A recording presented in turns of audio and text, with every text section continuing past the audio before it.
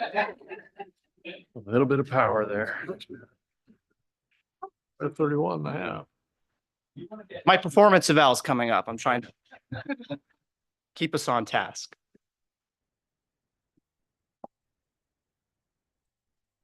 Now that we know what time it is, I will start the meeting. Welcome everybody to the April 22nd, 2024 Rideau City Council meeting. I'd like to ask our city clerk to please call the roll. Counselor Long. Here. Counselor McLaughlin. Present. Counselor Runyon. Present. Counselor Randall. Present. Counselor Richardson. Present. Mayor Mates. Here. Item 3 is the Pledge of Allegiance. Counselor will lead us in the pledge. Please stand if you're able. I pledge allegiance to the flag of the United States of America and to the republic for which it stands, one nation, under God, indivisible, liberty and justice for all.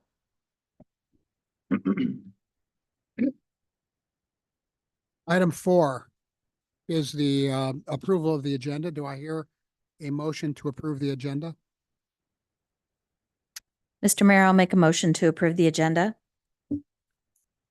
I'll second it. Moved by Counselor Long and seconded by Counselor Randall to approve the agenda. Is there any discussion?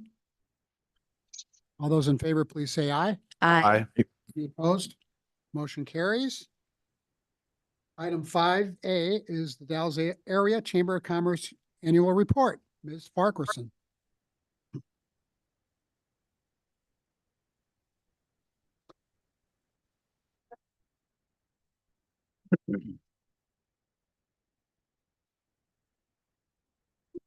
Good evening, Mayor and City Councilor and the team here at the city. This is that time that I come and give you a report. This is a really hot mic. I give you a report on what we've been doing for tourism, the efforts that we have, and some stats to go with it. I've given you a very large packet, and I promise I am not going through it page by page. I promise, but I wanted you to have all the data that I have and that I use to base some of my decisions.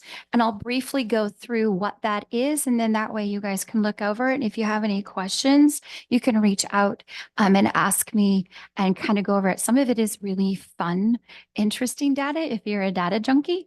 And so that is what this is all for. The very front is basically the last year's proposal for scope of work and the budget that was approved. So we can skip right over that section. You guys all were familiar with that. That is what you guys approved, but I just wanted to have it included so you guys know what was in there. I'm going to go, hang on just a second. We're going to go to we're going to skip around a little bit. We're going to go right to the media coverage highlights, and then I'm going to go back to some of the stats that are in the office. Instead of me giving you a sheet that listed every article that was printed and all of those different things, I wanted to highlight 3 different types of media and coverage that we had and kind of the effects that that had. Rather than diving into 100 different things, I wanted to highlight some of the efforts. You did not get to see this last year when I did my annual report because this was in progress while I was talking to you. This printed in the May, June of 23, but I wanted to kind of give you a highlight of working with these, and I'll be working with Willamette Living. They're a magazine based in the I-5 corridor, as you can imagine, the Willamette Valley.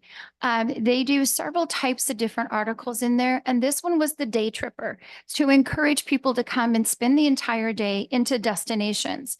And so they were featuring lots of different destinations throughout this last year, and we worked with them, and they came and chose the Dalles. They have 5,000 digital subscribers, but they have a readership in the actual print of 50,000 along the I-5 corridor. So you can imagine this is a great demographic for me to reach out and connect with. So we had 2 people come. One was the writer and the travel writer, and the other actually was the partner that owns this company. And they had a blast, and they had so much fun that she went back and told her partner that for the next year, I get 30% off of all of my ads. So it does pay to be really, really nice to some of these people.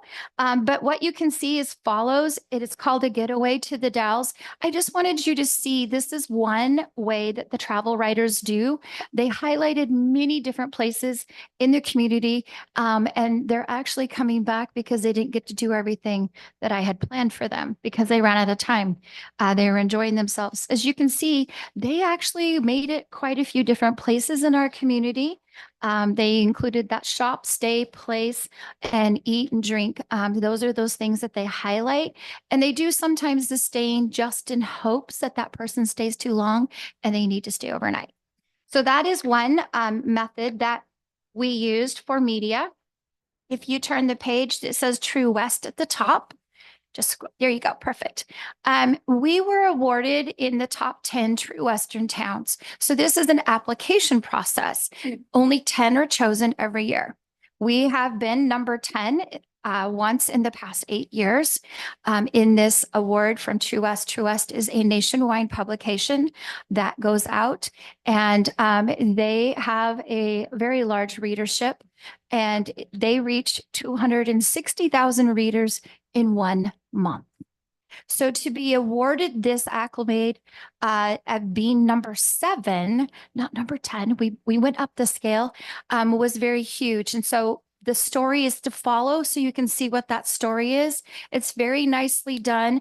And some of you may ask, what does it mean to be a true Western town? Because we don't have cowboys around our place. True Western is also the heritage of the pioneer. And so we have 2 amazing museums that preserve and tell our story of our history. And so the Fort Dalles Museum and the Columbia Gorge Discovery Center they're held high by respect with this organization.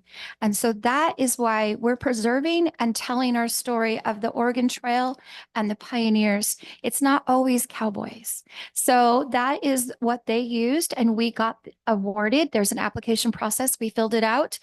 We send in our information, and they said yes.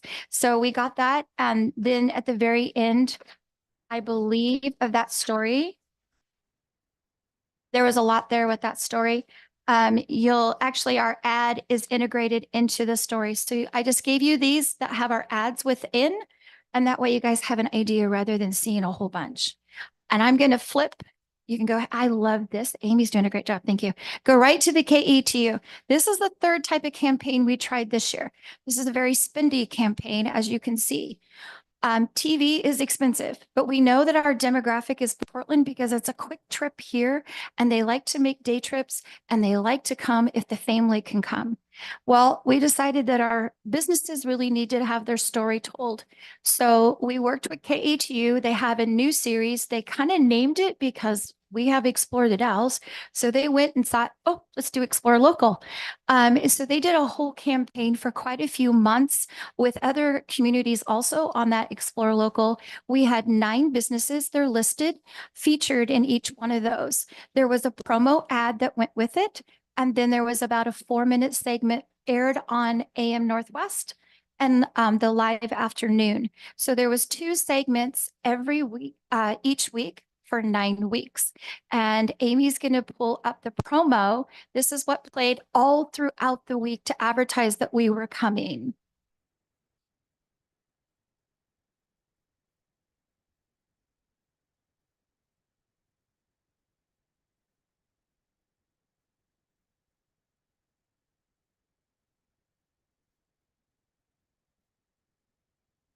Get a little more volume.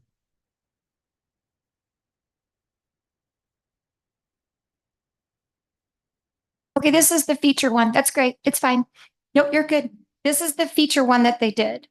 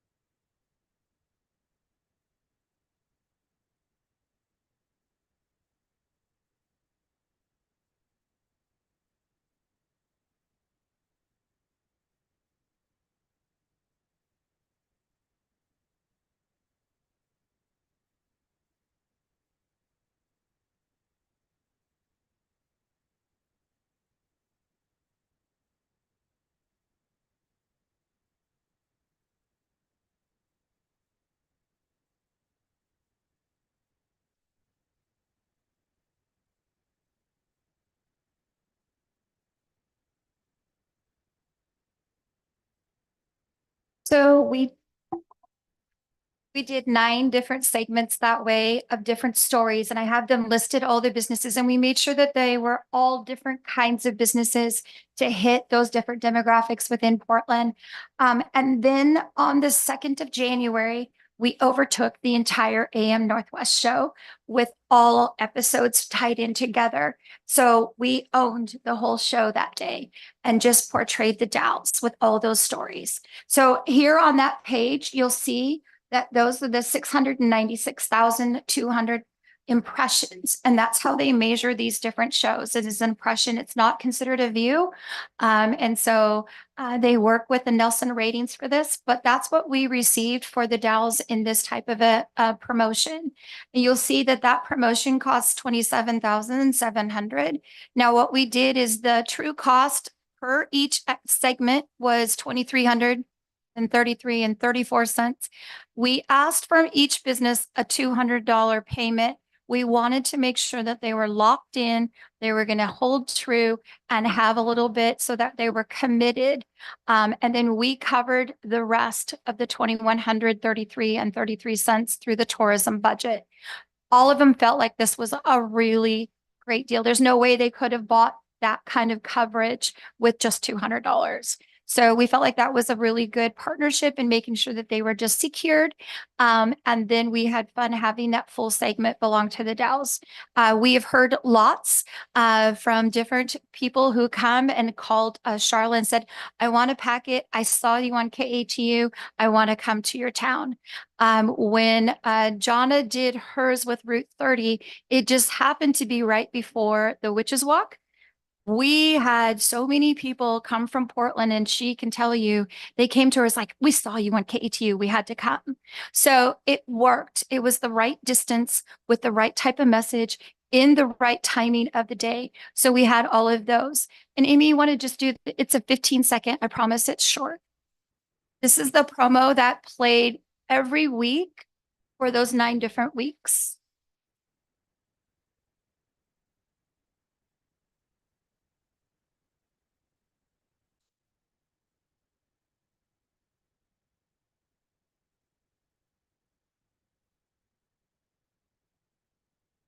So those aired throughout all through the day for the different 5, well, actually 7 days for each week of those. So we got quite a bit of coverage through that. And that's something we will probably do again. It's a big chunk, but I felt like it was a good return and had a big impact. We felt the impact directly. And so we will probably work on something like that again with KATU. The 4th type of media that we work with is Travel Oregon. As you know, we're the Hood Gorge region. There you go. Thank you. We're the Hood Gorge region, and we work tightly all together, all of us chambers and visitor centers. Well, Travel Oregon has been doing more of the fam tours, the familiarization tours. Some of you guys, I've talked about these before. You bring a travel writer, you wine and dine them. You hope that they go back and produce an article or do lots and lots and lots of social media to make up for that. Well, Travel Oregon has changed our budget a little bit. So we did all of these. These are the ones that touched or mentioned or were hosted in the Dalles of all the ones that we did. So we're waiting for some of these stories, but I wanted you guys to know what we're doing as a region for tourism and how that's helping the Dalles also. So there is that. I do want you to go back for just a second to the visitor center. It's right before the media cover. There's a lodging report and the visitor center. These are just minor details for you, but it's still important that you are aware of just how much traffic still comes into the visitor center, even though everybody seems to have gone digital. Up one more. So we track everything, phone calls, all of that. So we still have that. And as you can see, the walk-ins have dwindled quite a bit from where they were in 2012. But we have Google now, and we have Bing, and we have all the different ones. And so people are more apt to do the digital piece of it. But we still are getting foot traffic every month, at least 200 or more coming through that front door, unless it's in the middle of the winter and snow. But I just kind of wanted you guys to keep up on that. Normally we track the walk-ins for the visitors country. We've seen less countries, but also more hesitant to tell us where they're from.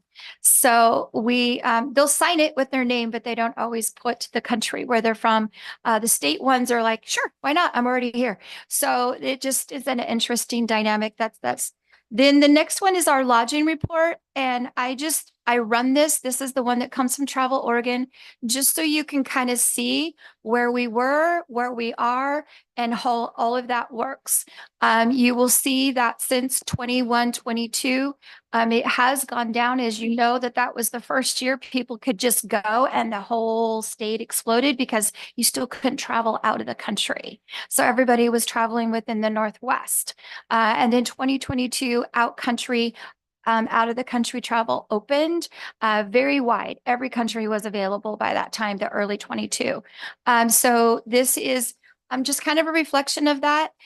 You'll see that some of this is varied because of the economy is starting to hit, and you'll see a little bit less and a little bit less. So we're hoping that as things start going a little bit better this spring, that we'll start seeing a little bit more of that lodging.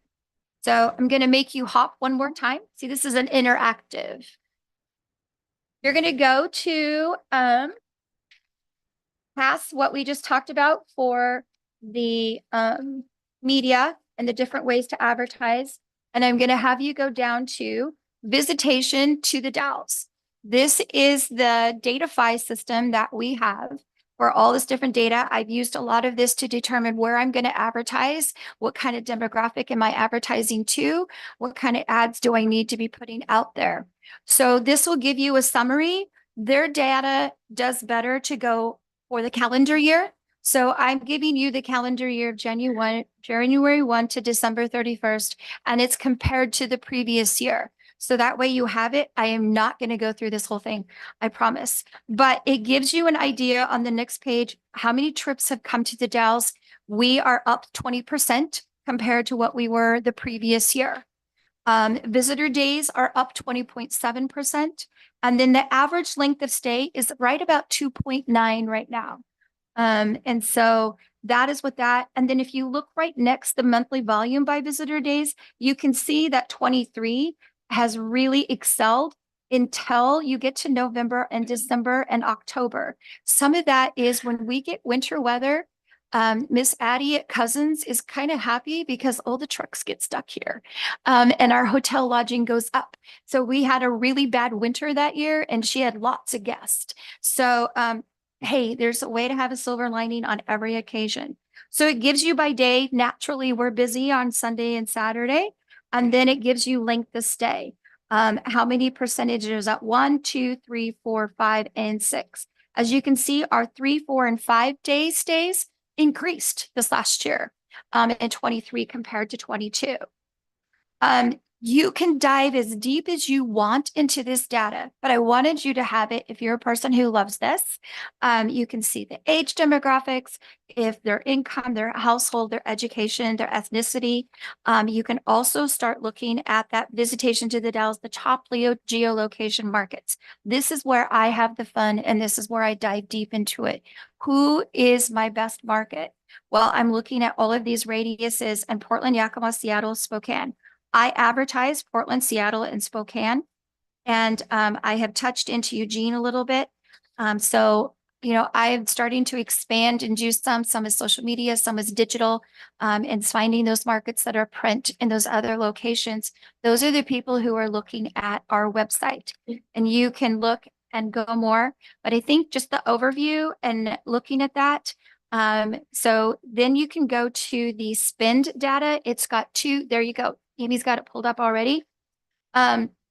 This kind of gives you Portland visitors are 39% of our spenders of our visitors. So that's why I'm really targeting some of this Portland market. I always have, but this even just confirms more that I want to be doing that. And then obviously our spending goes up in the summer versus the winter, spring, and fall. I would like to see that spring and fall rise as we can really do more stuff for the shoulder seasons. This is your, this is the average of rooms, stays, and spending. So all of this is in here. You can see that we go up and then you can see come down with, and that's by the seasons. And then there's a glossary. So if you're not sure what these terms are, you can go back and take a look at that. But the next one, I really want you to look at this next one. This is the spring test campaign. I ran a marketing campaign with Datafy. They created the ads for me, and then they put them onto the digital platforms according to my data that I had pulled from the previous year. And that's what this is. So the fun thing is, what they do is when someone clicks on one of those ads, they can follow that click until they get here to the Dalles and how much they've stayed, because it's all cell phone driven. So what we did is we did April, I believe it was April. Let me go back to the test. Hang on a second. April 20th, we did like a 2 or 3 month campaign. And then what that did is here's all the totals over this past year. They followed those cell phone numbers. So from that campaign, 7,749 people have come to the Dalles because of those different clicks. It is amazing. It's also a little scary that all of this data is out there, but it's there, so I might as well use it. But that's what this does. And it tells you, okay, this is the estimated this. Well, this is what they did financially. So this is what tourism does for the Dalles.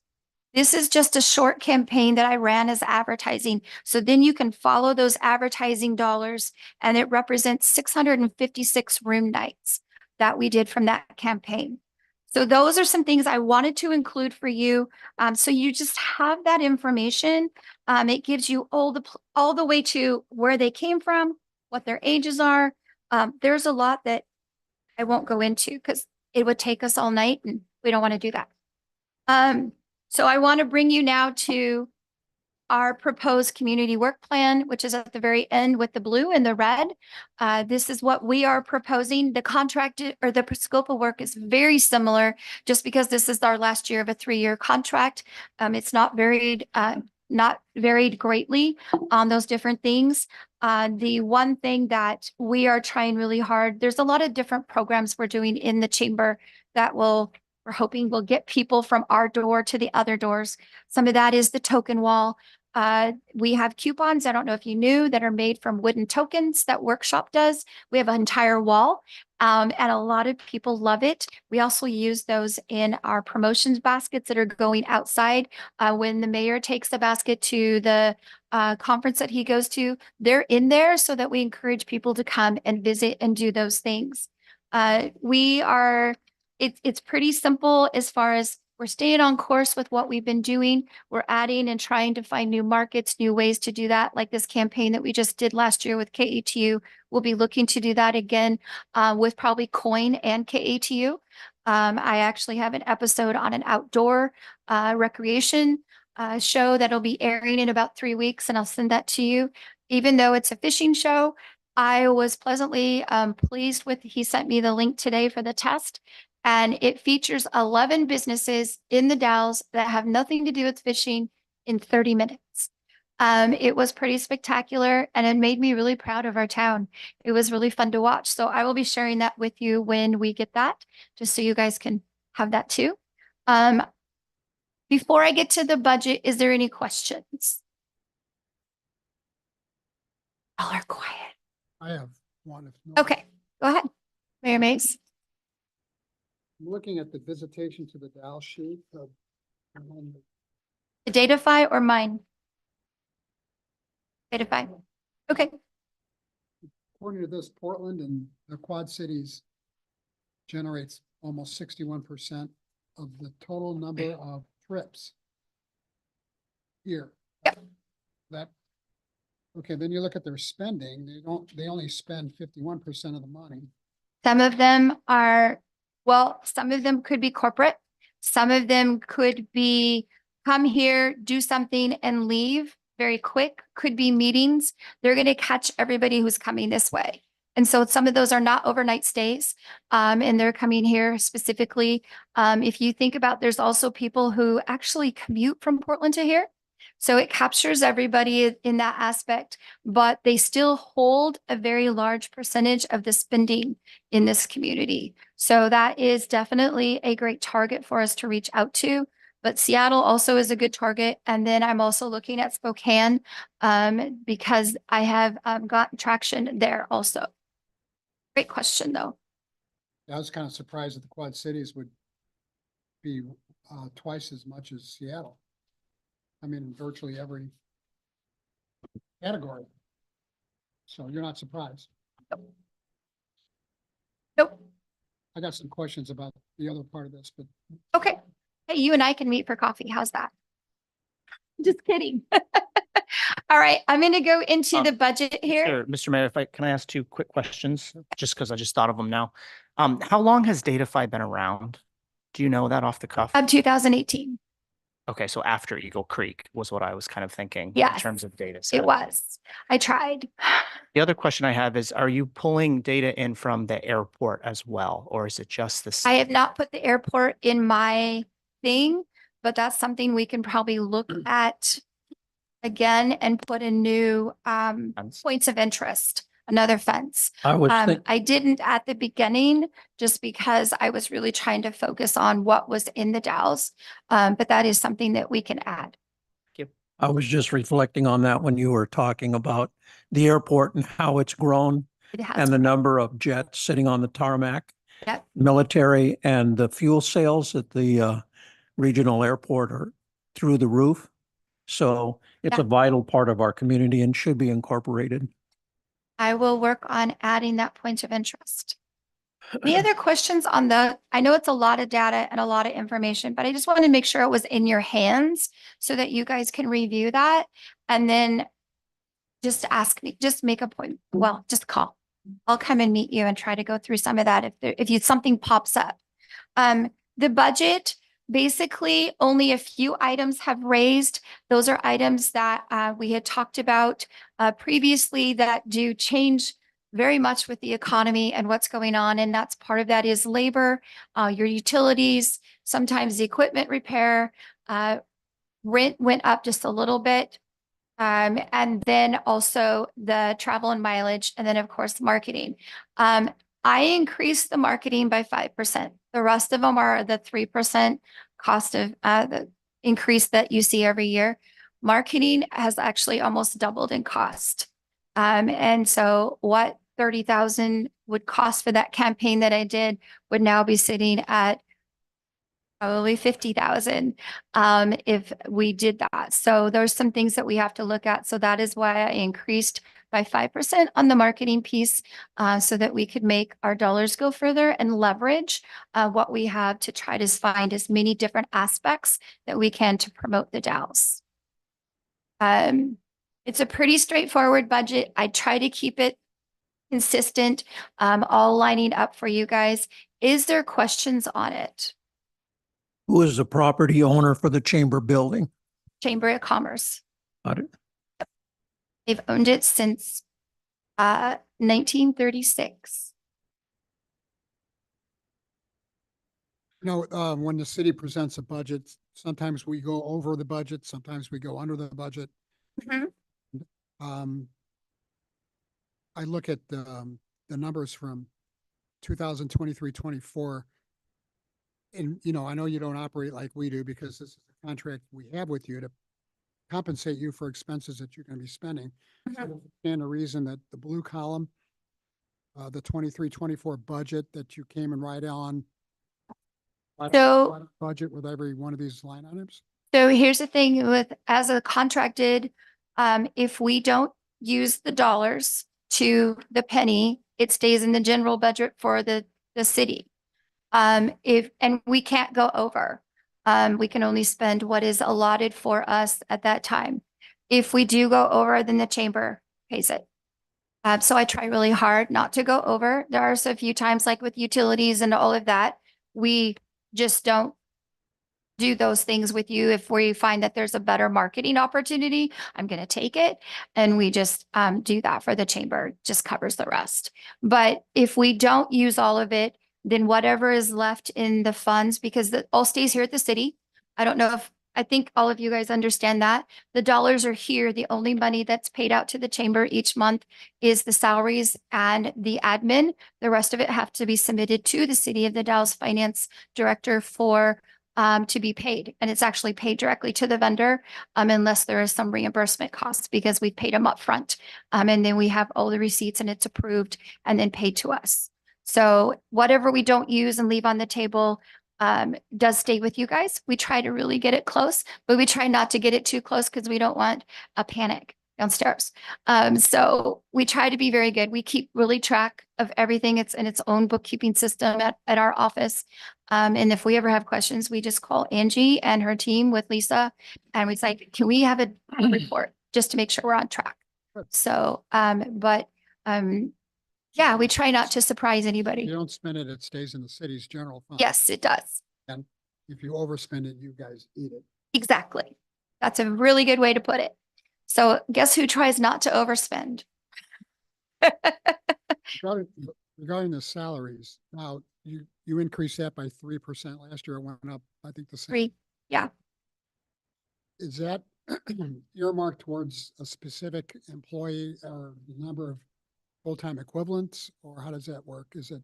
So we have a tourism department. We have 2.5 employees FTE.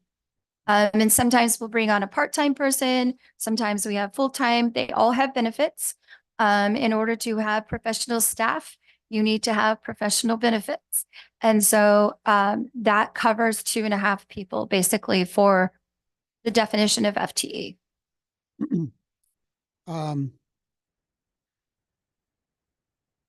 The scope of services is very comprehensive. I mean, that's. Yes.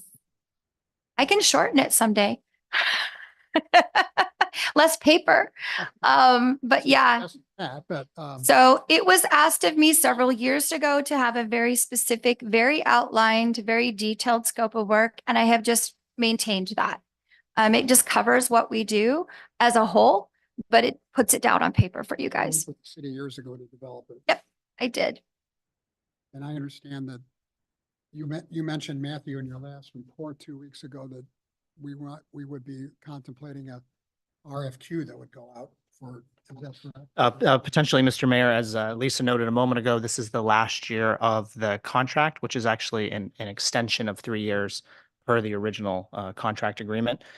So it's our intention to have a discussion item brought before the council at a very high level about TRT and transient room tax that will ultimately narrow down to the scope of work and services provided. Depending on how that conversation goes and the input from the council, it could be an RFP, it could be an RFQ or some other option, depending on how that conversation goes.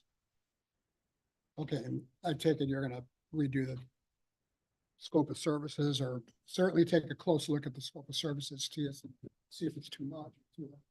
Yeah, I think that will actually be some of the discussion that we'll have with council. Tourism and transient room tax in general in the Dalles has a lot of different parties that are interested in it, a lot of different perspectives on tourism and its purpose and utility here. How do we want tourism to grow and contribute to our community? And so I'll be looking for that feedback from the council and revising and developing that scope of work. Anybody else? Questions, comments? Councilor McLaughlin? Can I get a quick summary of the Cherry Festival? It was bigger in every aspect and really busy. It actually went smooth. We had less issues this year, less incidents this year. We had a bigger parade. We had more vendors in the market. We had a high attendance. The carnival said they actually had more rides this year by a little small percentage than they did last year. We reviewed that with them. We had more people in the entertainment piece. We had more rides as far as independent vendors, and they all seemed to do well. Only a couple of them did not do well financially at the event, but it wasn't bad. They said they want to come back still. So we will be surveying our businesses here shortly to see how they did. We know that retail suffers. We just know that. And we tried to come up with a new method for the Cherry Trail, which is an app, just to see if we could get people into the businesses. A few people did it, but not what I had hoped, but we tried. But we know that our food, however, was very busy. Every restaurant was packed when we looked in. So everybody was scrambling and running. And I saw that the US Chef store kept very busy, even with a detour. So that was one of the things that we did tell all of our vendors. There is a detour to that store and how to get to it, so that we wouldn't have people lost in our community. It was really successful. It went really well. We were very pleased, but we will be having some conversations with our safety and public works and our police chief to make sure that as this has grown quite a bit just over the last 2 years, that we make sure it doesn't grow too much too quickly so that it affects our safetyness of the community and also taxes our public safety officers. So we'll be working on that to make sure that we keep everything aligned. I have one more comment. While performing grandpa duties, I noticed the chamber director passing in front of me while I was sitting on First Street. And this is one administrator is not worried about getting her hands dirty. Leading from the front tells me that Lisa Farquharson is committed to the prosperity and success of our community. Good job. Thank you, Mr. Typically McLaughlin. referring to her picking up trash. Is that Yes, Yeah. he was. I was having fun chucking it into that big dumpster. I got it further than anybody else. Just want you to know. Most executives and administrators will not do that. So that tells me something. Sorry, Matt. Done my community clean.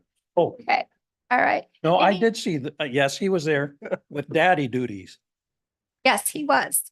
So spectators? it was very large. It was very encouraging. This was the first year I rode in the parade in all the times that I've been here. And so I had fun taking pictures of the audience versus the parade, and they had a lot of fun with it. So I drove through in the evening on Saturday evening, and our city was vibrant and it was happening was. in the Dalles. I just love to see that happening every weekend during the summer months in our city. okay, well, you can take the other weekends. I'll just do this one. All right. Any other questions regarding my report, the budget, the scope of work, or any of those things? Counselor Richardson. Thank you, Mr. Mayor. Thanks for being here tonight, Lisa. I have one or two questions and just a couple comments, which I don't really want to dive into deep tonight, but just Okay. To let percolate there as you have a conversation with staff, about future contracts. But first, a question about the small grants program. Just can you give us just a few examples what that is supporting? Oh, the TRT event grant? Is that what it says? It says grants, small, and then in the narrative somewhere, it's a small grant program. It's for 30,000 and. Okay, that's the TRT. That's the marketing grants. So what we do, I'll just tell you briefly what it is. We set aside $30,000 of our budget every year. And that is to go to other organizations who are doing events. They can apply for $2,000 for marketing dollars to help them market their events. So that way, and then we help them give ideas where you could go, what we use, but that is meant to help all of our other events so they can make sure they're putting their best foot forward and getting the event out there. Right. And so that is what that is. We've given some to the First Fridays and help that they would promote out. And I remember Lindsay going to Portland and being on the air over there and telling their story and doing those things. We have done for the 4th of July, when Ann at Smoke Ring did all the music down there, we helped her so she could promote that out. We've done the cruise in. We've done several of them. We do 15 a year at $2,000 each. And that is somebody has an application, they fill it out, they bring it to us, we look over it. We're making sure to look at the budget, what they are using this for, how much revenue also are they bringing in, sponsors and all of that. And, sometimes you just don't know. And we look at what has the event done in the past? Is it creating overnight stays? And the priorities go to those. But because we set aside $30,000 each year, we've been able to, I think, grant everybody who's requested. That's great. And Thank so, yeah, we haven't had to say no. you. Two comments, I guess, again, just for food for thought. Huh? So I know there's obviously quite a bit of history with cruise ships and doing the liaison for our cruise ships. Mhm. And I'm curious what you think your role is or could be under a future contract. I don't have an answer. I don't even have a really strong feeling, but I do suggest it's something that um, our city staff may want to be in conversation with you about. So we're pretty open. We used to work with them. Yep. It depends on how much you want to work with them and how much budget you want to spend on that. But here's what we do without that. When they call us, we help them with whatever they need. We get them to wherever they need to go. I just had someone call me this morning from the ship saying, I'm looking for a taxi service. The number I have is not working. So we dove into deeper and I got her the right number and we got her a taxi. Right. She used to live here and she wanted to tour some places she used to be. So we do that naturally. That's what the chamber does in the visitor center. The other piece of it is we've told a lot of our ships that as many of our events that we can find and get people to do are on that community calendar. So when they're pulling in, they know who's playing music, who's doing this, if there's a festival, if there's a car show. So we give them that community calendar link and they're using that with all of their passengers. So we do those things just every day. Got it. Yeah. All right. I look forward to hearing about conversation in the months, year ahead. All right. Any other questions, comments? Thank you very much. I just want to say I do love doing this marketing contract just because it's right up my alley and it fits with the chamber, but it's also fun meeting these people and working with them and then getting them all stirred up that the Dalles is a pretty cool spot. So thank you for that honor and that privilege that I get to do this, and I will see what happens next.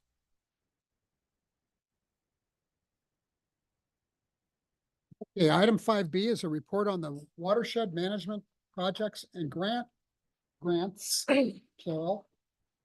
Our Director of Public Works, Dave Anderson, for us. Mr. Anderson. Thank you, Honorable Mayor and members of council. The purpose of this report is to provide information to the council about 2 grants that have been awarded to fund projects in the Dalles municipal watershed. The purchases and services contracts that'll be awarded under these grants are all under $100,000. So information, we wouldn't have been coming to the council otherwise for authorization. So we're here before you tonight with a presentation. For context, the city owns about 4,600 acres of land in the Dalles municipal watershed, which is managed for the protection of water quality. And about 80% of the city's annual water supply comes from the watershed. Much of the city-owned land is forested, and management of these lands focuses on reduction of soil erosion, non-chemical protection and promotion of forest health, management of wildfire fuel loadings, and protection of water quality. These management objectives are best implemented when there's an overall management plan in place to guide decision makers. Historically, we've hired timber management consultants to develop 5-year timber management plans. And the last one of those expired in 2006. All the management that we've done in the watershed for the forest resources since then has pretty much been opportunity driven or in response to a wildfire. So it'd be beneficial if we develop a new forest management plan to guide the decision makers into the future and also identify potential revenue streams for the city's water utility. The city recently was awarded 2 grants that together will contribute to effective of the management of the watershed over over the coming decades. The first grant was awarded by the Bonneville Environmental Foundation in 2023 to support the planting of 66,000 trees in some of the areas that were burned in the 2013 government flats fire. These areas were replanted in 2015, but we had a drought that year and nearly all the seedlings died. The second planting that'll be funded with this BEF grant will occur this fall, 2024. This grant was for $115,000. It required no match of city funds, and all the work to be done is expected to be fully funded by the grant. The tasks to be completed include the purchase of 66,000 2-year-old seedlings, purchase of bud caps that will be placed on each seedling to try to protect them from deer and elk browsing, the contracted planting of the seedlings and project administration by a contracted forester. City applied for another grant to fund the development of a 20-year forest management plan. And this grant was funded by a coalition of state and federal agencies known as the Drinking Water Providers Partnership. We received notification in March of this year that we were successful in that grant application. And that award is for $150,000, which was the maximum amount that could be obtained with that grant program. And that work will include the development of new forest management plan for the watershed. With this grant, there was no match absolutely required, but they suggested and highly recommended a grant of at least 25%. In our application, we actually leveraged the grant that we received from the Bonneville Environmental Foundation as the match for this new grant. So we provided a 90% match and made us very competitive, and we're successful in the award. The work to be completed under this grant will consist of developing a 20-year forest management plan, which will include a 10-year operations plan. We'll complete an inventory of the timber on the city-owned lands. We'll complete a timber inventory and appraisal for the lands that are currently owned by Lupin Forest to advance the city's efforts to acquire those lands. This council will recall is an effort that we're working with the Conservation Fund to secure funding to complete that purchase. The grant will complete the replanting work funded by Bonneville Environmental Foundation. And we're going to be able to evaluate the feasibility of a carbon credit program for the watershed, which could possibly be a long-term source of revenue for the city's water fund. All the planned work under these projects is expected to be fully funded by the grants awarded. 2 grants will help the city surface water supplies, plan for management of the forest water resources, and promote sustainable revenue streams to the city's water utility into the future. In terms of budget allocation, the city will receive 2 grants totaling $265,000 into the Water Reserve Fund and pay for these watershed management and planning activities, all of which are planned to be completed in this current year, 2024, and next year, 2025. With that, I would attempt to answer any questions. Any questions for Mr. Anderson? Attempt, yes. I have one. Counselor Long. So, probably because of the funding sources, but one of the things that's not outlined in like the 20-year plan is any mention of reducing wildfire risk. It's more focused on the water and that. Is there planning in there though? about that? Absolutely. So and I sorry if I skipped over it too quickly, but managing fuel loadings, managing fire risk is part of our management program for the protection of water quality. Thank you. Anybody else? Counselor Runyon. Thank you for finding creative ways to fund these grants and a matching amount without having to come and ask the mayor to reach into his pocket. Good job. Didn't want to have to do that. Thank you. Okay. Counselor Richardson. Thank you, Mayor Mays. Thanks, Dave. This is fantastic news for our city. I'm really gratified that we are working on this plan. Do you know who will be writing it, or what's the process for identifying that? So person? we have already selected a consultant. Yeah. A consultant was recommended to us by staff member of Oregon DEQ is someone they have worked with on other drinking water partnership program grants for writing these types of plans. This consultant is named Springboard Forestry. He's worked with other municipalities. And then as we got further down the line, they were also recommended to us from the others. DEQ, and there was drawn a blank.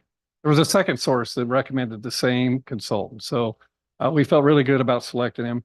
The contract amount is a low enough amount that allows us to sole source for that. So that's who the primary contractor will be.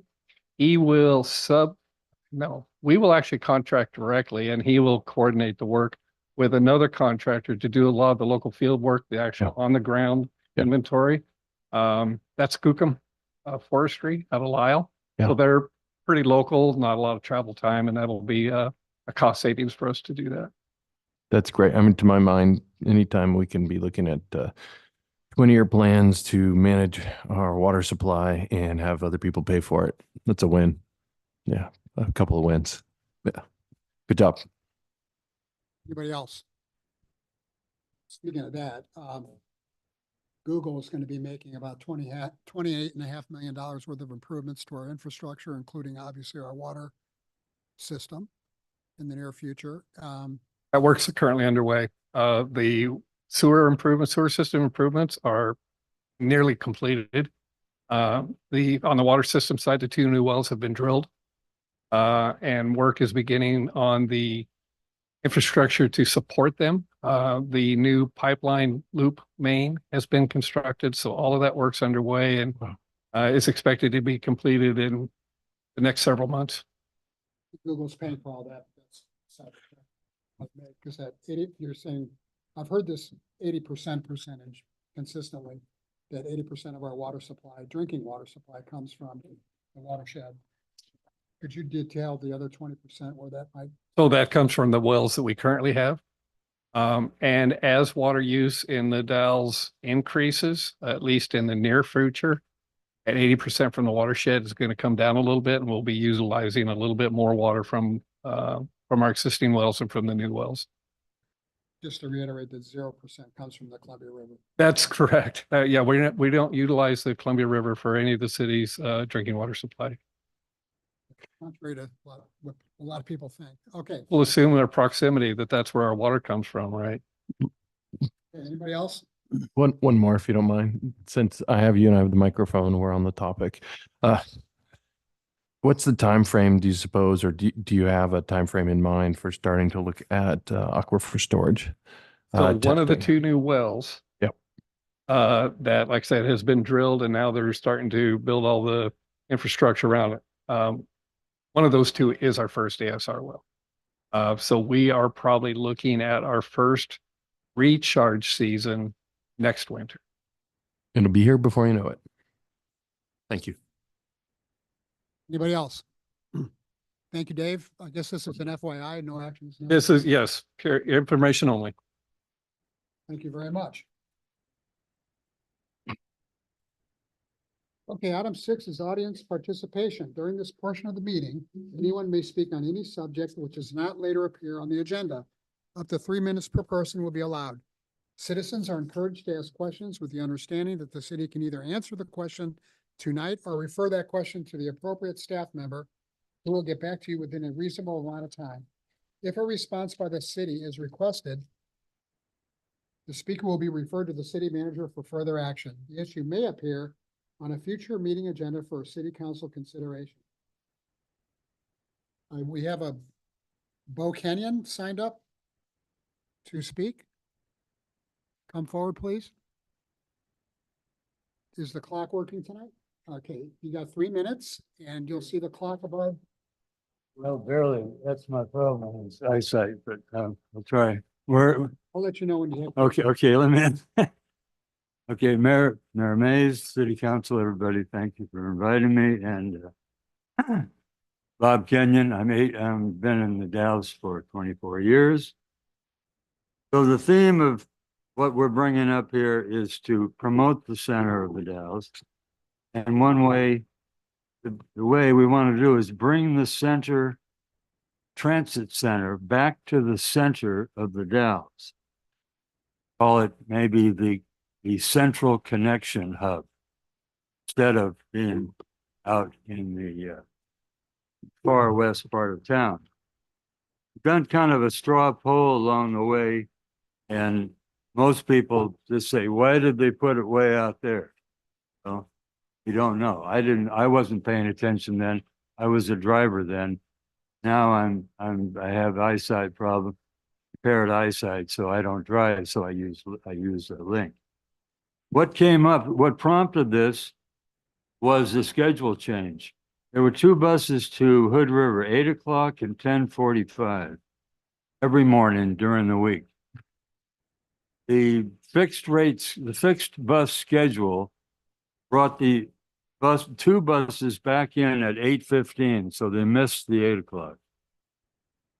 The other one at 10:45, the 2 fixed route schedules of of the fixed route, of the link, came in at 11 and missed it again. And I questioned him on this. It seemed almost amazing that they both were off by 15 minutes. The second one was the one that affected me and that's, I had to scramble to get to Portland that day. But we didn't get an answer really from the transit advisory. They just said they're working on it, but they had just worked on it when it happened. So I don't know. There's no capital expense involved in what we're proposing. Transit center on Chenoweth is merely, in reality, a bus stop. Nobody goes into the building. Building is used for offices, for McCabe, or whatever else. It's just a bus stop, and you wait for the bus. We could bring that back to the Federal Street location. It would just be a bus stop. And you got about 30 seconds left. Okay. So there's no capital expense. If a bus were to come in from Hood River or from Portland, it would leave the person at the center of the Dalles. Which after that speech just a while ago, that's a good thing to be left at the center of the Dalles instead of the outskirts. That it? Yeah. Anybody have any questions for Mr. Kenyon or comments? I guess question. Yeah. So you said you talked to the Transit Advisory Board Did. and they just didn't give you a response at all? That they're working on. I saw them just after the schedule was made, Mhm. February. Mm-hmm. Saw them and they said they're working on. I Did, don't know what that means. Usually when they do a schedule, I don't know how long it takes to make. right. Did they suggest to you that you could have you could get picked up and dropped off at the transit center? They do have that deviated route to maybe get you there on time. I understand this is not ideal. It would Oh, be they were- better to change yeah. it, but Oh, you mean get there? yeah. So they have their fixed route, but they also have like a deviated route where they'll come and get you and take you basically to an appointment, which would be at the transit center to make the Hood River bus or the Portland bus. No, because on that route, they weren't going to get there till the bus was already gone. But I will commend them on this point.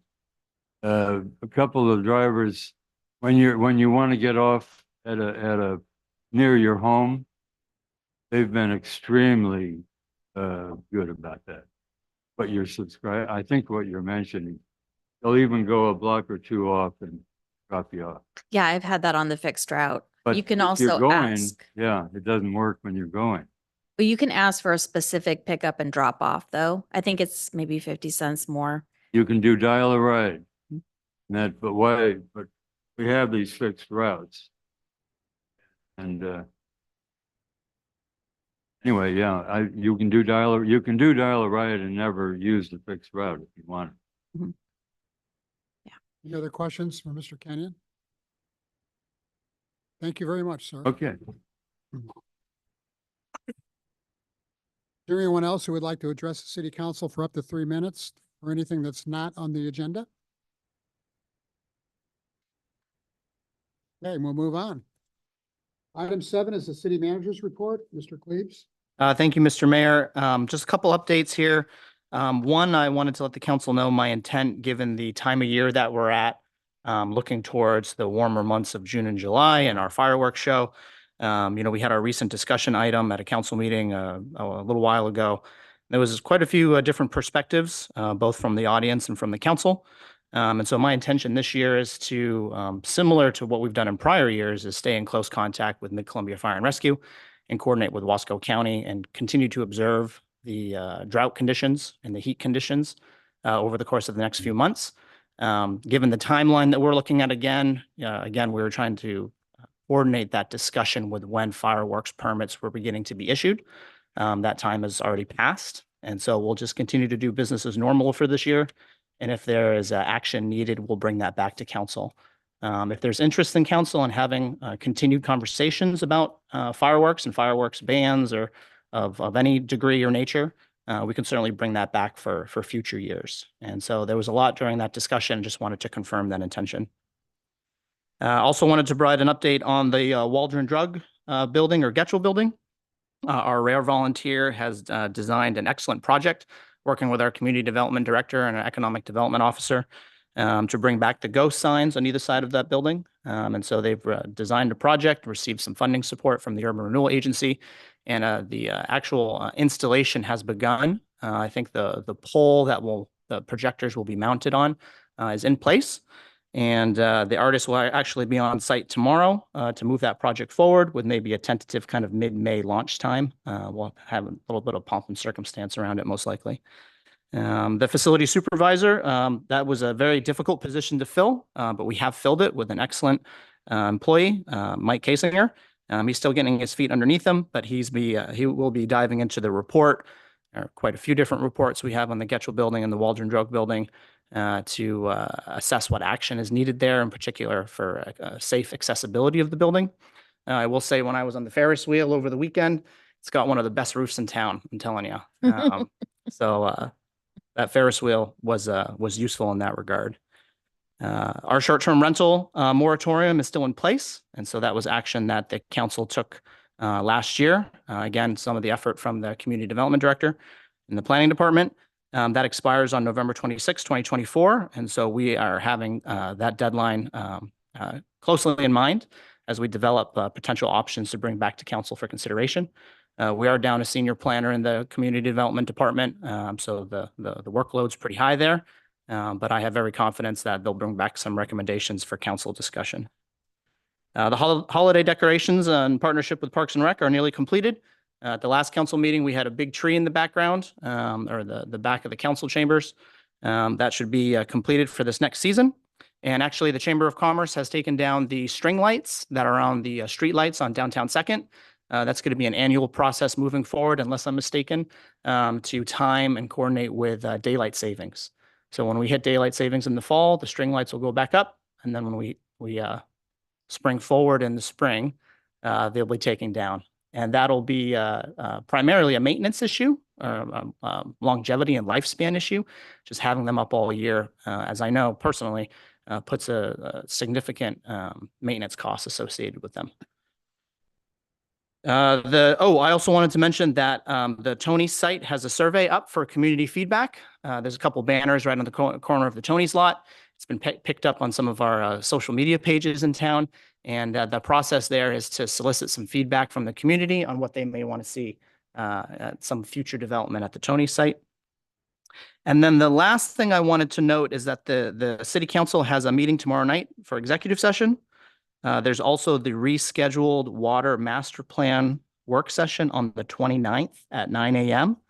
And then that's going to be followed later that week by a joint work session with the Planning Commission, May 2nd, a Thursday at 5:30 for the Housing Production Strategies Report.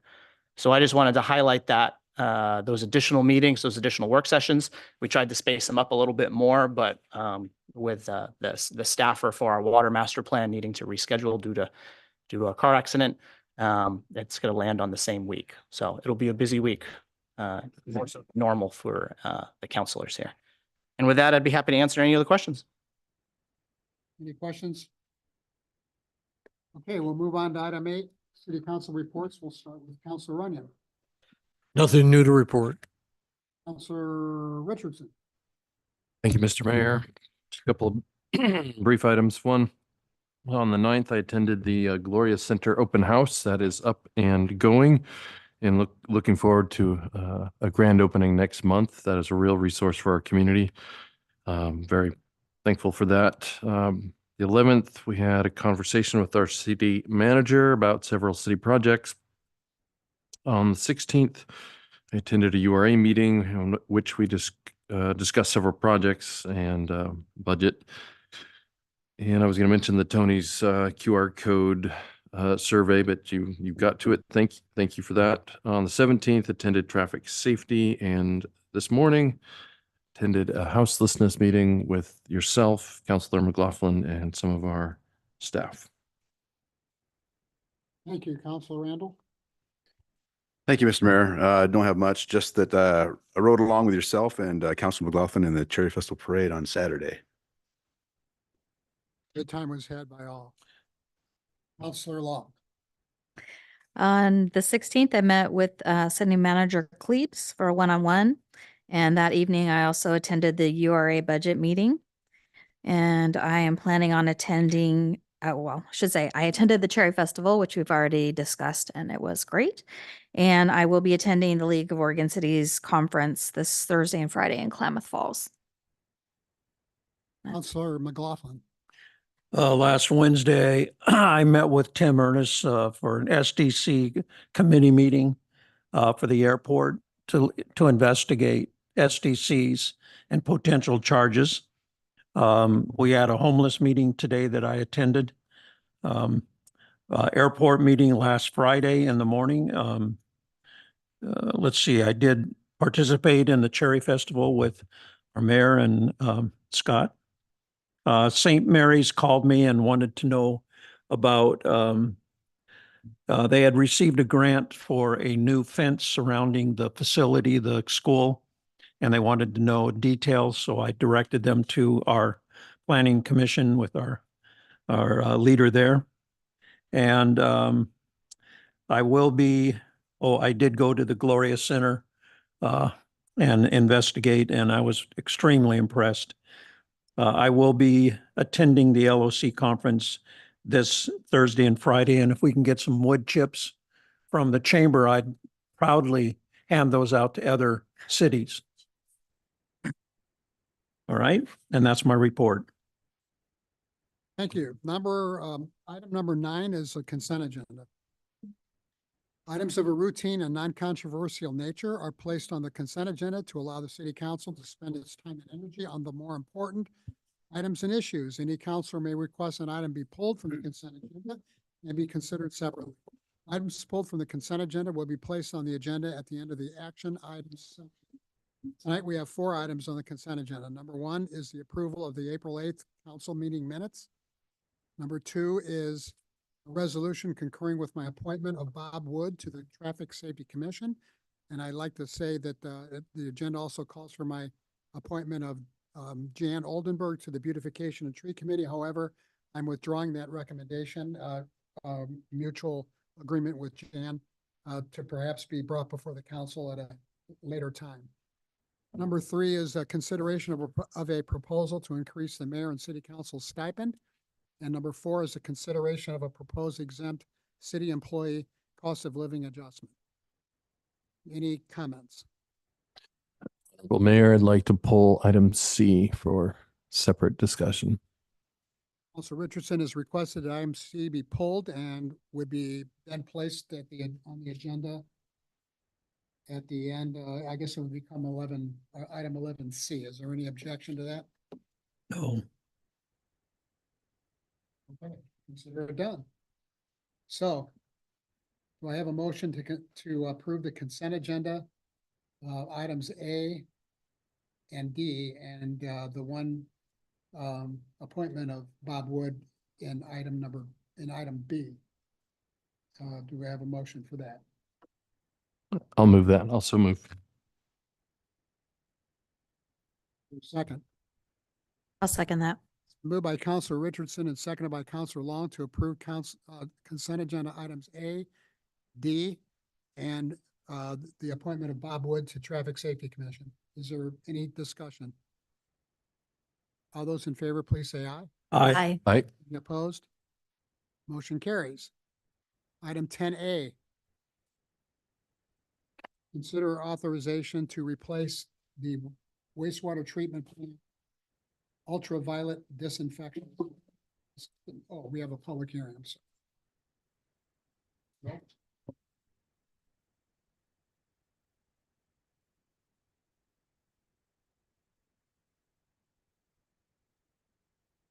City Council acting in its capacity as the local contract review board pursuant to the city's local contract review board rule 8B, they approve an exemption from competition, the award to a specific contract after a public hearing. Now's the time to schedule that public hearing to allow public testimony concerning the authorization to replace the wastewater treatment plant ultraviolet disinfection system and certain procedures required by Oregon and local law apply. First, the Public Works Director will present a staff report. Councilors may ask questions at any time. Following the staff report, I will call for public testimony. If you testify, please come to the microphone, state your name and address, and present your testimony. Any person may testify in support of or in opposition to any other way relating to the proposed authorization. Following the conclusion of all testimony, the council will deliberate on the staff's recommendation. If approved, the council may adopt the staff's proposed findings or modify them accordingly. Staff's recommendation is on page 26 in your packet. These are the rules. Are there any questions? I am now opening the public hearing. Mr. Anderson. Thank you, Honorable Mayor and members of council. The city's wastewater treatment plant utilizes an ultraviolet light, or UV, system to disinfect the treated wastewater before it's discharged into the Columbia River. Plant's existing system is 20 years old. It's at the end of its useful life. Its components are obsolete and replacement parts are unavailable. A failure of this system would pretty much instantly result in a violation of the city's discharge permit issued by DEQ.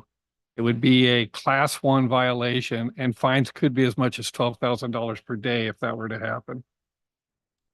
Proposal is to replace the existing Trojan UV3000 system that was installed in 2005 with the latest generation of a unit from the same manufacturer, that being a Trojan UV3000 Plus.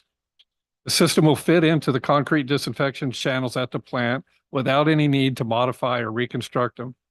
This kind of in-kind replacement will be significantly less expensive than reconstructing or modifying the concrete channels to accommodate a system from a different manufacturer.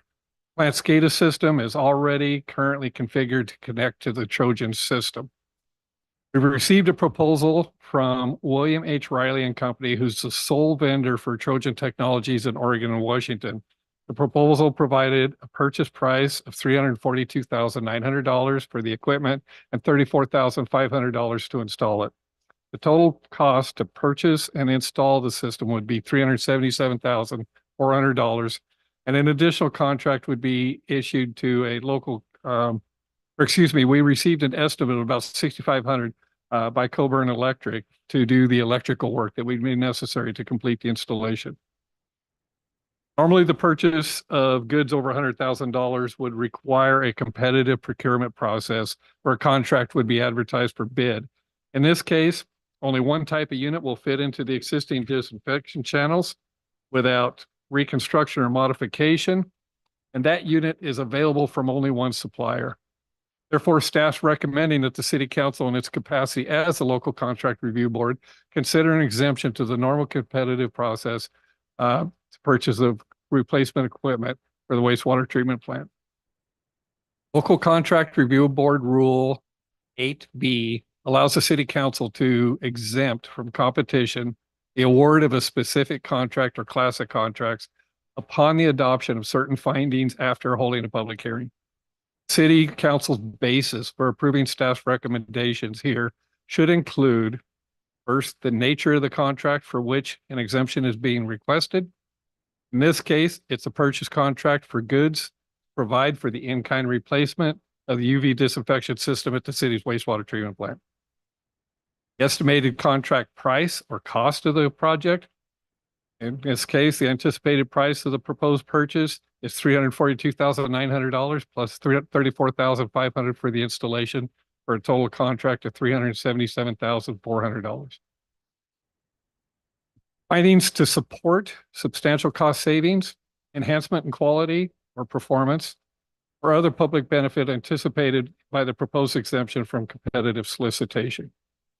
In this case, by far the most cost-effective and lowest price method would be to replace the existing disinfection system with the same unit from the same manufacturer that has the same dimensions and similar electrical requirements, including SCADA connections, and will fit into the existing concrete disinfection channels at the plant without any modification or reconstruction. The existing Trojan UV3000 system has been reliable effective disinfection for the last 20 years. It's reasonable to expect that a newer version of the system, the UV 3000 Plus, which has some improved features, will also perform well. This unit's only available for purchase from one supplier in Oregon or Washington due to regional sales assignments. That supplier is William H. Riley and Company, who has an office in Portland, Oregon. Last item is findings to support the reason approval would be unlikely to encourage favoritism or diminish competition for the public contract, or would otherwise substantially promote the public interest in a manner not practically realized by a competitive solicitation. The best of staff's knowledge, only a replacement UV disinfection system from the same manufacturer as our existing system, which is Trojan, would fit into the existing concrete disinfection channels at the treatment plant without modification or reconstruction of the channels, and utilize nearly all the existing electrical connections. If we wanted to do any reconfiguration of the channels, that would require the reconfiguration to be designed by a professional engineer and approved by Oregon DEQ.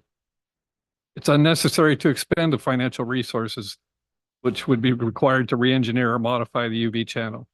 William H. Riley and Company is the only supplier of the Trojan UV systems in this region. Therefore, a sole source procurement for a new Trojan UV 3000 plus UV system from William H. Riley and Company would not encourage favoritism or diminish competition, as there are no other suppliers of the selected system available.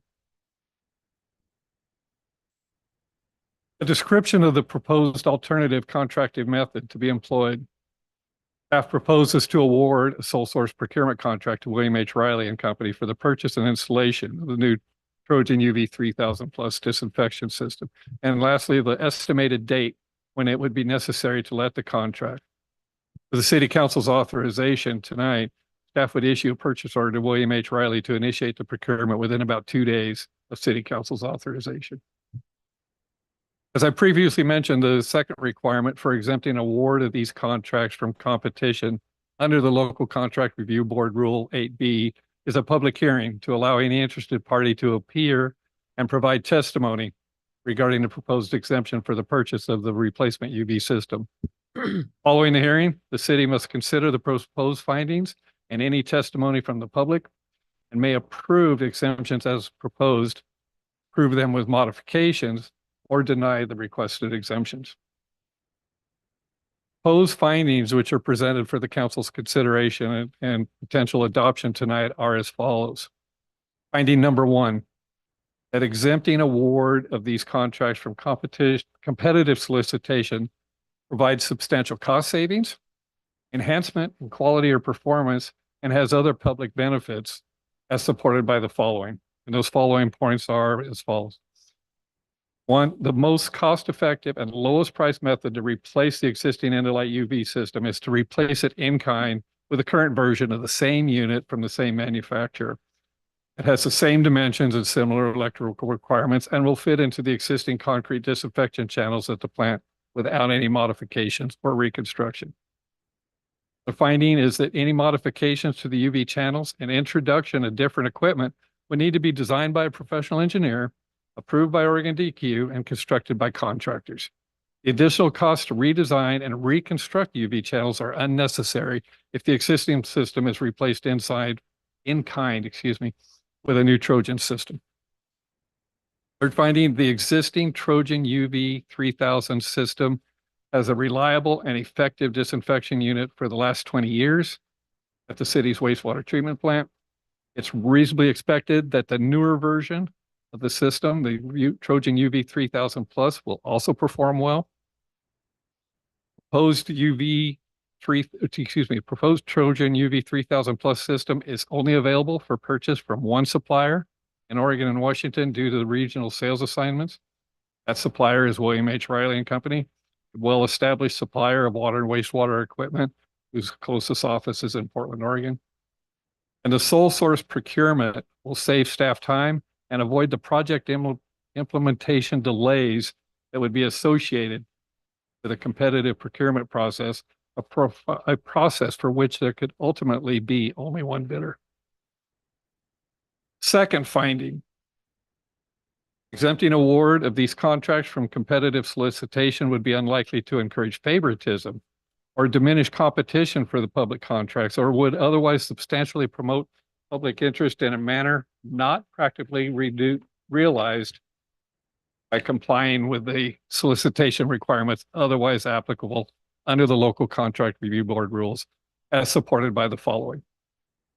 One, replacing the existing Trojan UV system in kind with a new system from the same manufacturer in this Trojan UV 3000 Plus is the most efficient and lowest cost option for this procurement.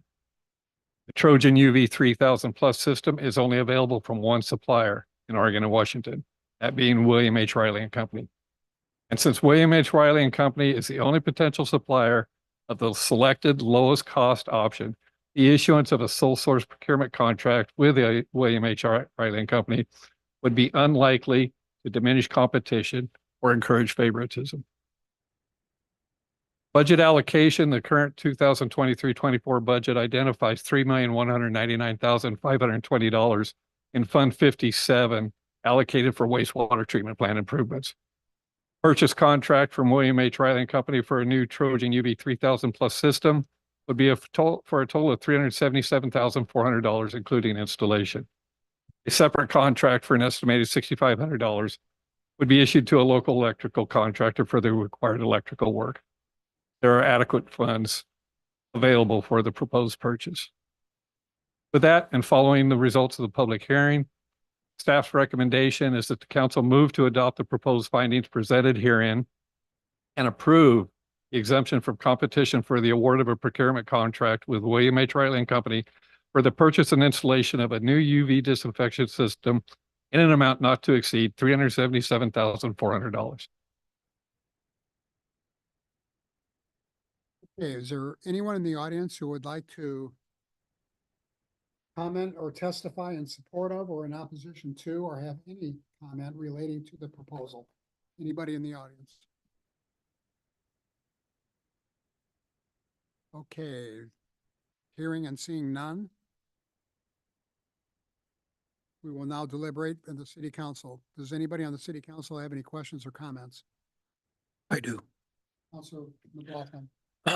What is the life expectancy of the new system, and how long has the old system been in place? Well, system's been in place for 20 years, and that is about the expected life, and the new one would be expected to be similar.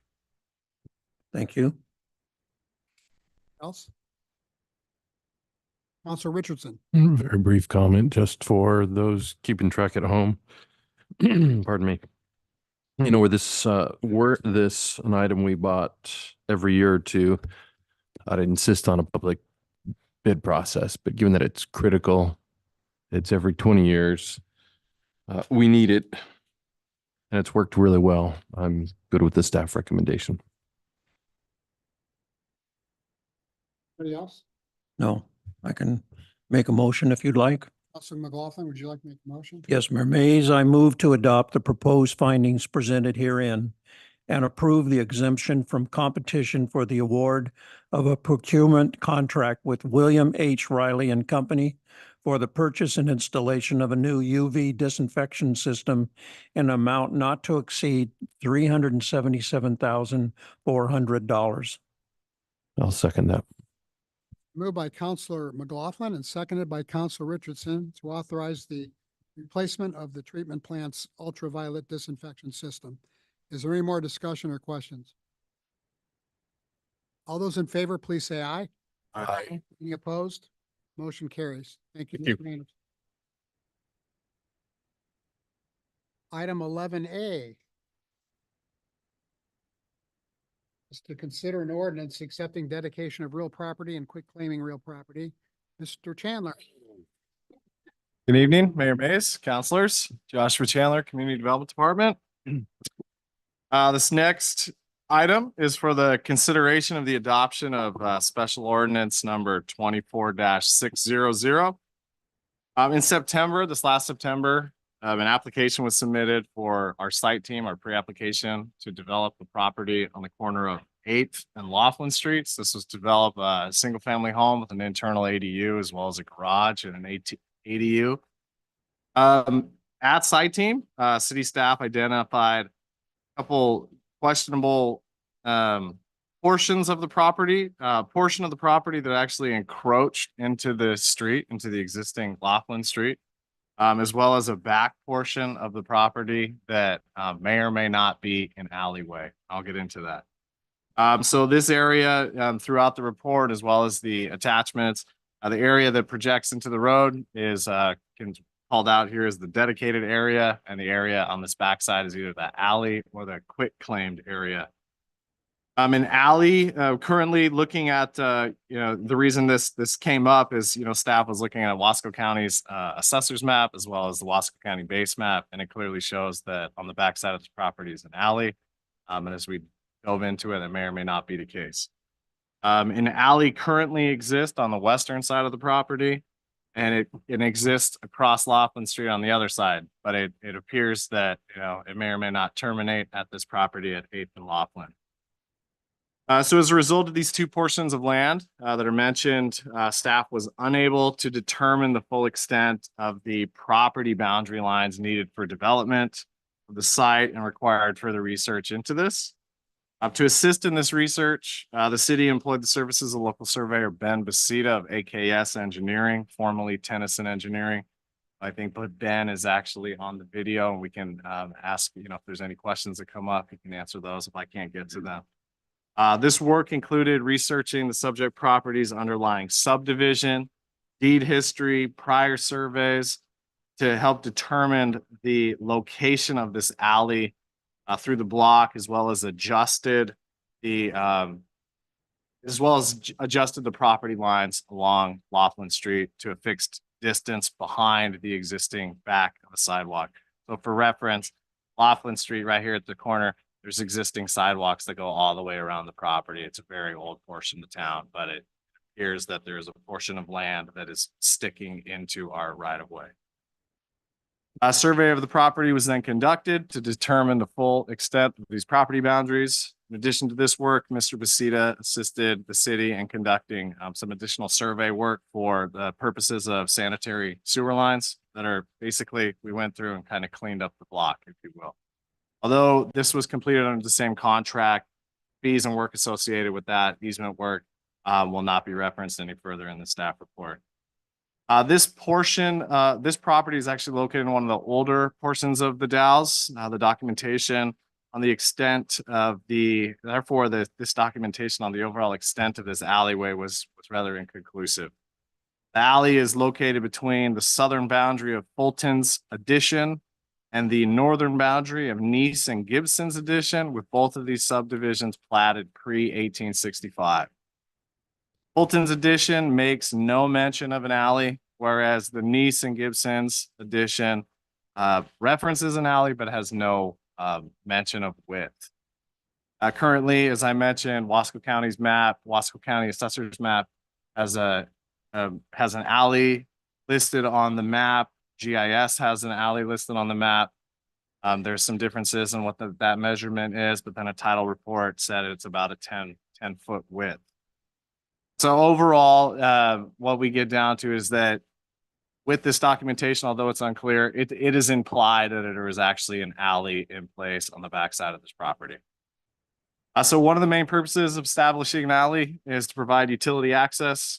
This utility, the existing portion of alley to the west of the subject property has existing sanitary sewer lines in it. Therefore, the idea of extending future sewer lines through that back portion was considered. However, staff determined that the alley would not be necessary for these line extensions because of nearby utilities that would be able to access abutting properties.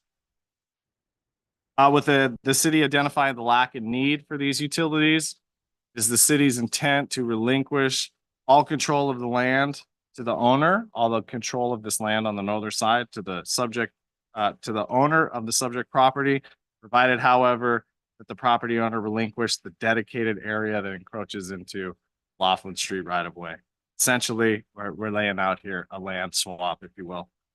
Following the survey work that was completed by Mr. Basita, the quit claimed area measures 812 square feet, whereas the dedicated area is 890. So you're looking at a difference of 78 square feet. It's To the opinion of staff that this difference is relatively similar enough and appropriate for consideration of a land swap. The overall purpose of this special ordinance will effectively transfer any implied controlling rights of that alley from the city to the property owner while transferring the dedicated area to the city for existing and future right-of-way purposes. Staff coordinated with the owner of the subject property and Wasco County Assessor's Office to facilitate the special ordinance, which includes a dedication agreement, a dedication deed, a statutory quitclaim deed. The owner has reviewed and approved of all documentation and is in support of this overall process. Fortunately, he's out of state and unable to meet this evening.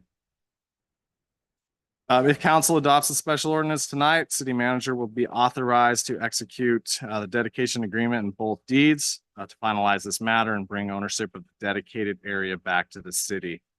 On completion of the work, the survey will be recorded with Wasco County.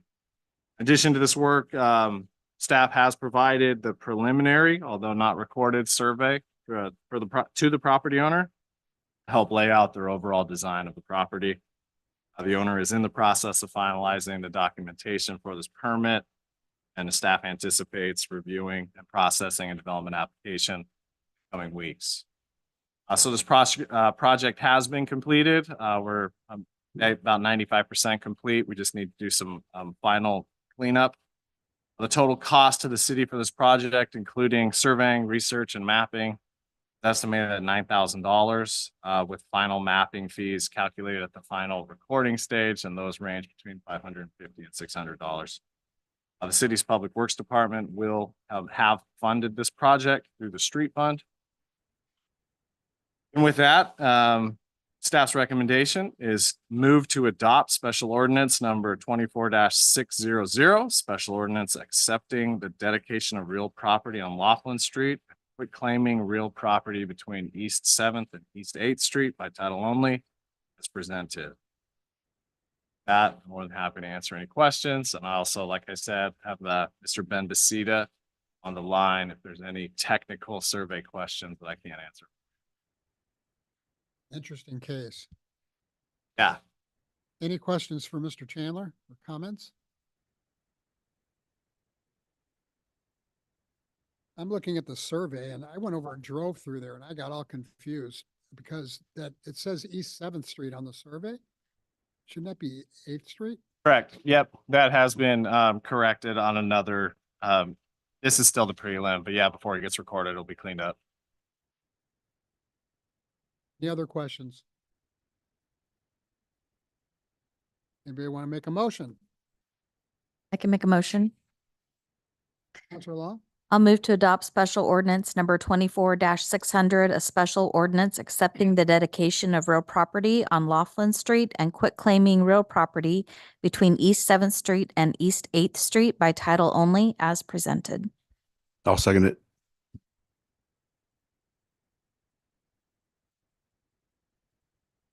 Okay. It's been moved by Councilor Long and seconded by Councilor Randall to adopt a special ordinance. Would the city clerk like to read the ordinance by title only, please? Special ordinance number 24-600, a special ordinance accepting the dedication of real property on Laughlin Street and quitclaiming real property between East 7th Street and East 8th Street. Any other comments, questions?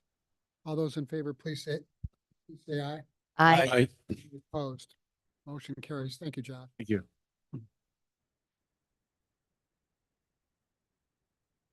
Okay.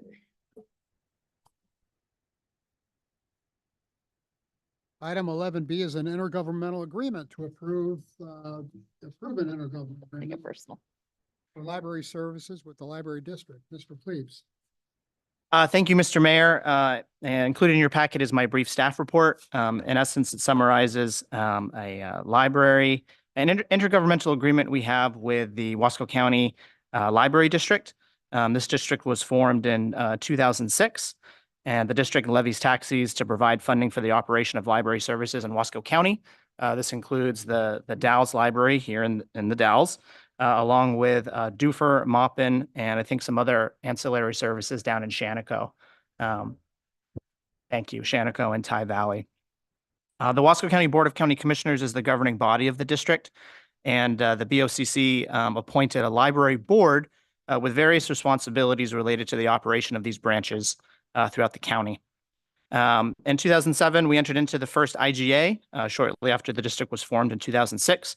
And there's been several different versions of this IGA over the years, culminating in the most recent one before tonight, that is the third intergovernmental agreement. When I came on board, I engaged with the library board and reviewed a number of different areas of concern or confusion or things that we could work out to improve the partnership between the library district and the city of the Dalles and the library that we have up here. And so we engaged in a process to review and update that IGA, culminating in the fourth intergovernmental agreement included in your packet this evening and what we're looking for approval on. Last week, the county commission had this item on the agenda, but it was pulled shortly before the meeting.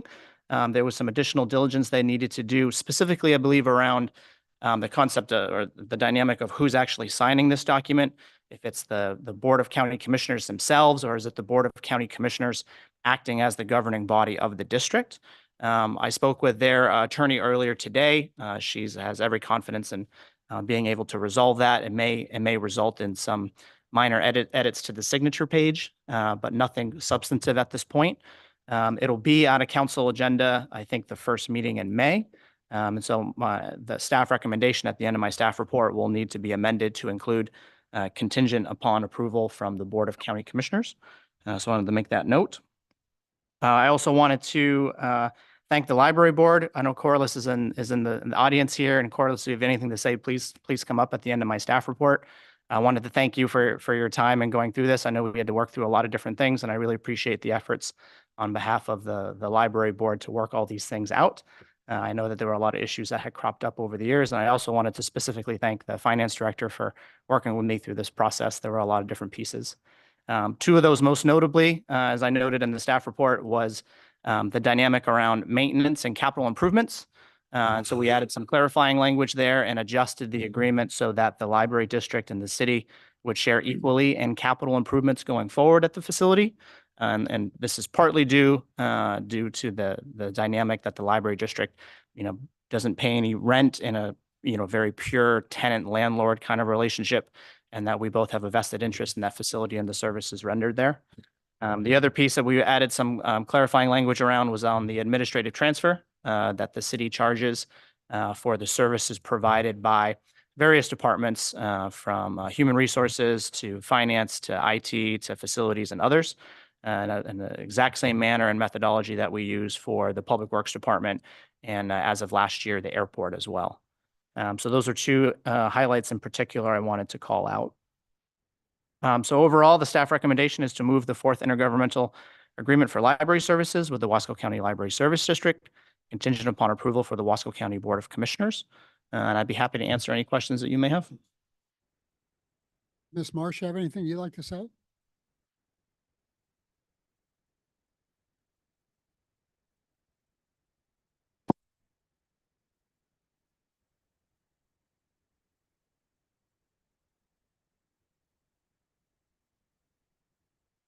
I'd like to thank Matthew and Angie for coming to our meetings and work that they did for us and putting this agreement together. The library board still has some concerns, but we are going forward with this fourth intergovernment agreement. What were their concerns? The administrative transfer, that was their main concern. I mean, that the library district is treated as a department of the city where it's a separate district. And that's the main concern. And we still have some concerns, but we're willing to go forward with this agreement because we have to stop somewhere. I think the collective effort overall was a negotiated agreement. I mean, Right, I know. we both sides gave on particular pieces, and I think we landed on a place that we can work through and strengthen over the coming years. There's some clarifying language there that we think and agree will work, and we'll see how it pans out over the coming years. One of the things I noticed was one priority is the replacement of the Dalles Library HVAC system. Would this allow for the replacement of that system, this agreement? Would it move that? Certainly. So part of the effort with our new facility supervisor as well is the development of a more robust capital improvement plan to improve that as a planning tool and to make sure that we can allocate the needed funds accordingly and communicate to our partners the funding that they'll have to allocate as well. I've been here for 13 years, and I think that was on the agenda for all 13 years. I would like to finally, like Dog River, I would like to see an HVAC system in the library installed. All right, you hear that, Dave? You got to stick around for a little bit longer. If I may, Mr. Mayor, just two additional comments. Thank you, Jonathan, for reminding me. There's a minor edit needed in the document. It says 2023 instead of 2024, which reflects how long we've been working on this document, along with an effective date. And then finally, there's somewhat interestingly, there's a provision of code that's in the city's code that specifically references the third IGA. And so if and when this passes, we will need to bring back in general ordinance to amend that. And so we'll do that at the appropriate time moving forward. I'd like to ask our finance director, Angie, could you detail a little bit more about these administrative charges and the types of administrative charges that are issued to the different departments and other agency bodies? I can. Can you hear me? Okay. So we take the general fund budget of what we're budgeting for, and we split that out between the general fund, the streets, the water, the wastewater, and for the second year in a row, the airport and the library.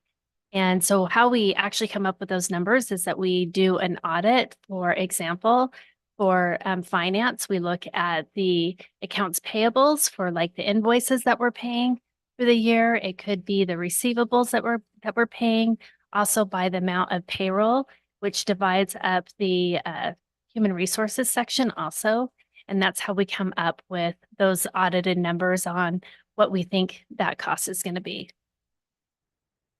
And what about the fire district? How does that they pay us as well, right? For The fire district does pay us by an hourly wage. Thank you. Any other questions? I will note on the fire contract, it's financial services only. Right. Okay, any other questions or comments? Anybody like to make a motion?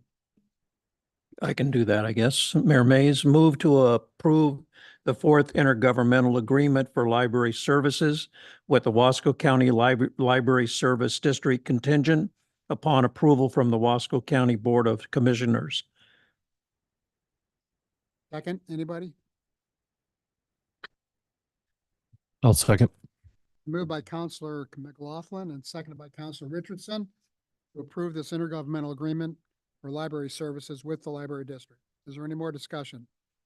All those in favor, please say aye. Aye. Motion carries. Thank you. Thank you, Ms. Marsh. Okay, we have item 11C, which is the mayor and city council stipend increase. Counselor Richardson.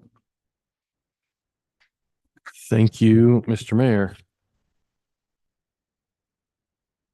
So as proposed, it would increase our monthly city council stipend from $100 to $400, and the mayor's stipend to $500. I believe this would start with the new fiscal year. Is that correct? In July? That's what it is intended now. That's what's intended. I made a pro and con list. I will read it to you briefly. Pro, it's very modest financial impact. All right. So this is it's unnoticeable in the budget. Counselors work hard. We have many meetings or multiple meetings a month, much homework if we're, on the ball and doing our job. It goes into effect several months out. It might help and I think this is important, it might help diversify our council. That is the number of people or the kinds of people who might be able to participate.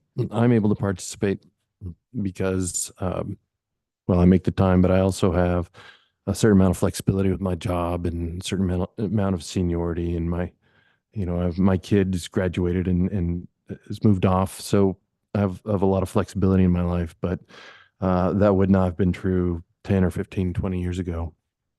And allowing for a wider range of people to participate, I think would be healthy for us.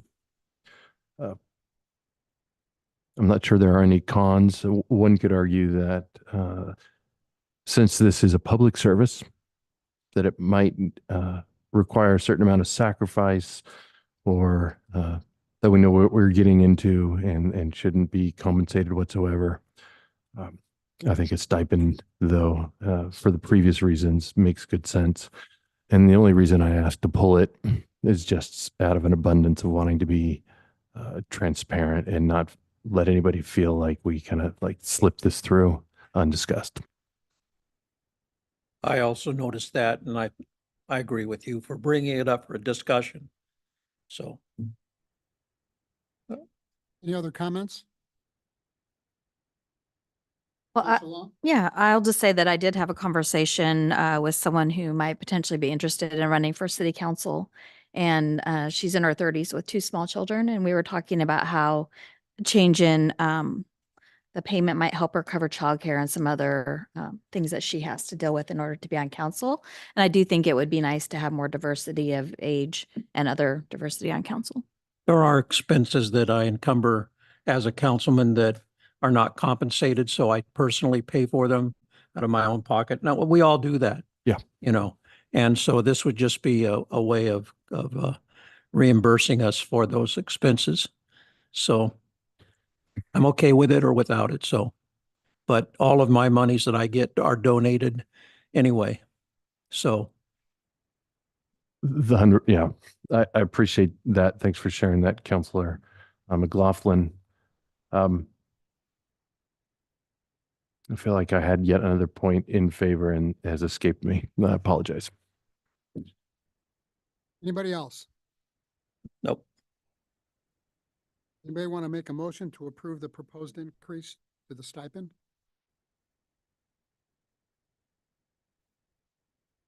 I will. I propose we increase stipends as outlined. For a second. I'll second it. So moved by Councilor Richardson and seconded by Councilor Randall to approve the proposed increase to the mayor and city council stipends effective July 1st. Is there any more discussion? Yeah. Councilor Runyon.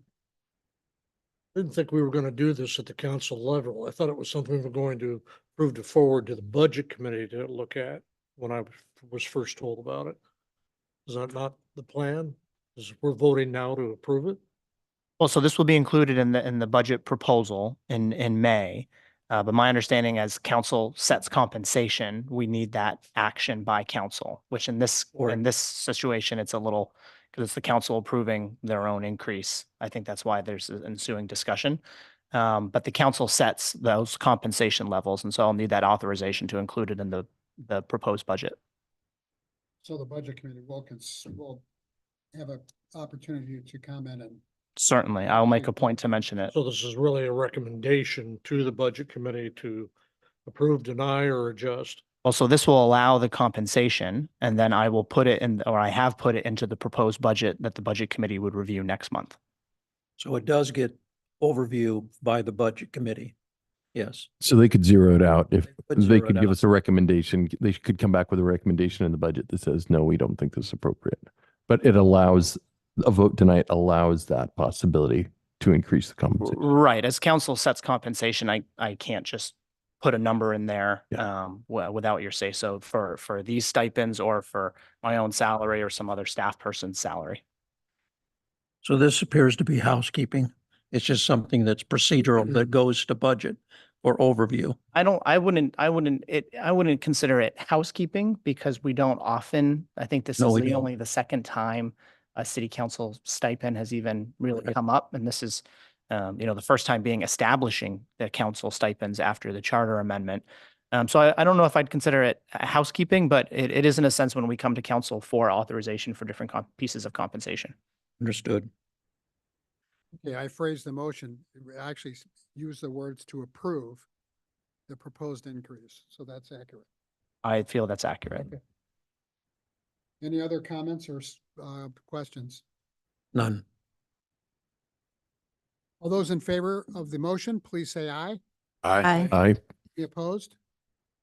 Motion carries unanimously. Thank you very much. The city council will now meet in executive session pursuant to ORS 192.6602H, which allows the council to meet in executive session to consult with counsel concerning the legal rights and duties of a public body with regard to current litigation or litigation likely to be filed. Representatives of the news media and designated staff will be allowed to attend the executive session. All other members of the audience are asked to leave the room. Representatives of the news media are specifically directed not to report on or otherwise disclose any of the deliberations or anything said about these subjects during the executive session, except to state the general subject of the session as previously announced. No decision may be made in executive session. At the end of the executive session, we will return to open session in here and welcome the audience back into the room. We expect to return to general session in about 20 minutes. Those of you that are still listening. I'm listening. They let themselves. Just out of curiosity, why are we walking over in front of the hall?